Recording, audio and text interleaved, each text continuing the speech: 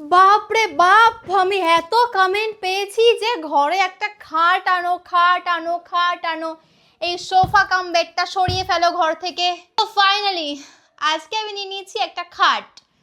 তো আমার রুমের জন্য, যেহেতু আমার রুম বলেছি আগেও, দেখো একটুখানি যে রুমের এই যে দেওয়াল আছে বা রুমের যে কালার আছে, যাই আছে না কেন সবটা আমি পাল্টাবো, পাল্টে পুরো ঘরটা নতুন করে করব, মানে সব কালার চেঞ্জ করে দেবো, সব কিছু চেঞ্জ করে দেবো, তো নতুন করে সব কিছু করবো। সেই কারণেই ভাবছি সেই থিমের অনুযায়ী একটা খাট করা হবে, পুরো রুম ডেকোরেশন হয় ওরকম করবো, কি যেন বলে নামটা ভুলে গেছি।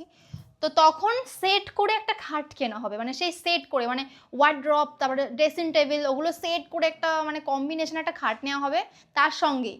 তো সেই কারণেই কিছুদিন আমি ওয়েট করে যাচ্ছি, আর আজকে আমি একটা খাট নিয়েছি আমার গেস্ট রুমের জন্য। কিন্তু ভেবেছি যেই কদিন আমি আমার এই রুমে আছি উইথাউট খাট, সেই কদিন আমি ওই খাটটাই আমার ঘরে রাখবো। তো আমি সুপার এক্সাইটেড, খাট সেট করতে এক্ষুনি চলে আসছে, অ্যান্ড কী বলবো, মন খুব ভালো লাগছে। তো চলো এখন এই সোফা কাম বেডটাকে টাটা করাই পালা। এটা এখন চলে যাবে আমার স্টুডিওতে। হৃদয়ের দেওয়া কিন্তু বার্থডে গিফট এটা। তো এটা আমি আমার স্টুডিওতে শিফট করে ফেলবো, আর এখানে একটা খাট হবে। আমি সুপার এক্সাইটেড, ও মাই গড, ফাইনালি খাটে ঘুমাবো আজকে। ওয়াও, চলো চলো চলো।